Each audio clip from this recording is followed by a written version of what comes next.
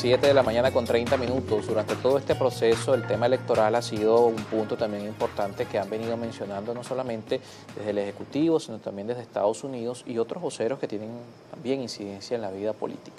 Cada quien con una visión distinta. Estados Unidos ha hablado de un plan de varias etapas en el que lo electoral está al final. ¿Cómo no? Y hablan de una transición hacia un país en paz, para un país de convivencia.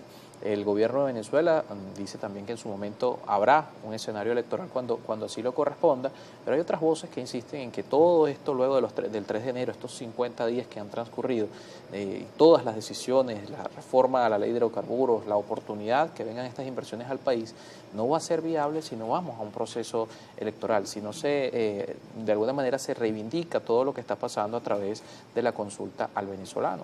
Sí. Bueno, yo creo que hay que reconocer en primer lugar que las elecciones son consustanciales con la democracia. O sea, no hay democracia sin sometimiento a la voluntad general.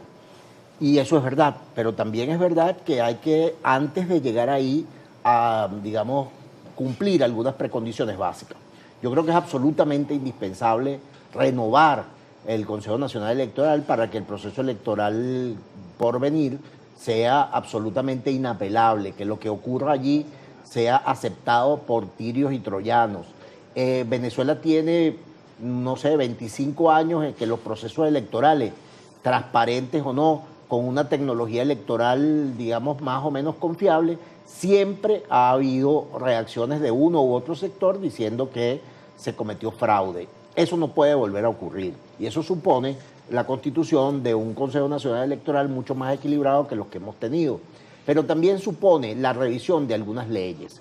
Es decir, por ejemplo, la ley actual, la ley electoral actual, de alguna manera favorece a la primera mayoría. Yo creo que debemos volver a una ley electoral que reconozca la proporcionalidad entre los votos que tú tengas y los legislativos o los cuerpos deliberantes que surjan de esos procesos electorales. Es decir, hay un montón de elementos técnicos electorales, pero también legales, que tienen que ser resueltos antes de llegar allí.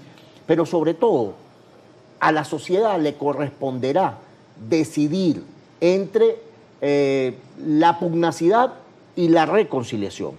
Yo creo que esta gente que solo ve el vaso medio vacío, que a pesar de claras señales de apertura y de modificación del comportamiento político, ellos no pueden observarlo porque lo están haciendo, están viéndolo todo desde una perspectiva que tiene que ver más con la venganza que con la justicia, que tiene más que ver con la necesidad de tomar el poder rápidamente que con la estabilidad de los cambios que puedan surgir de lo que ocurra en los próximos meses. Yo creo que al elector le corresponde decidirse por la estabilidad, por la unidad del país y por una agenda que no se va a encontrar en los planes de Trump, que tenemos que construir los venezolanos, que es la recuperación de la soberanía.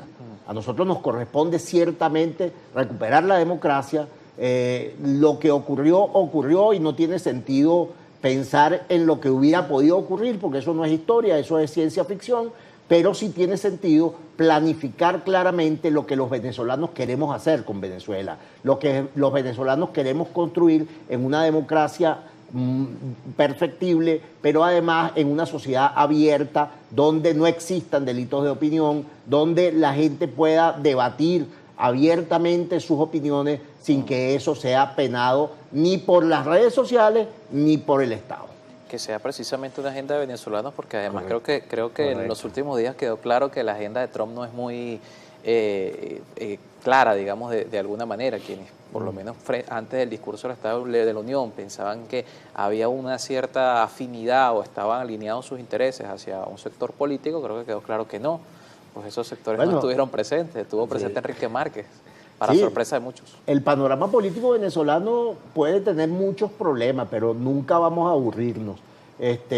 La presencia de Enrique Márquez en el discurso de Trump durante la presentación del Estado de la Unión es una sorpresa, y una sorpresa grata, porque reivindica la diversidad frente a lo que parecía una mayoría democrática vinculada a un personaje que reclama para sí el poder de inmediato. La presencia de Enrique Márquez refresca el panorama político y pone la agenda de Trump en entredicho. No está claro que el apoyo sea hacia una determinada figura política, sino seguramente hacia quien garantice mejor la institucionalidad y la estabilidad.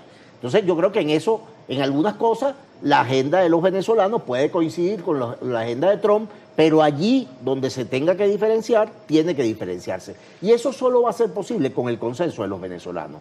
Yo creo en este momento la discusión sobre la soberanía probablemente a alguna gente le parece inadecuada, pero eso tiene que estar en la cabeza de los venezolanos. No puede quedar en la cabeza de los venezolanos que la agenda de Trump es la agenda.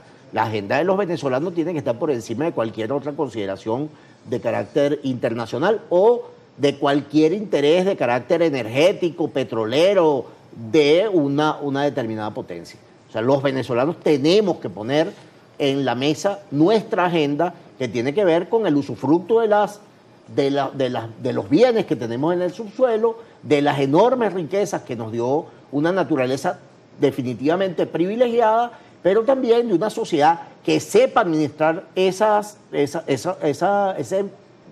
grupo de recursos para convertirlo en prosperidad.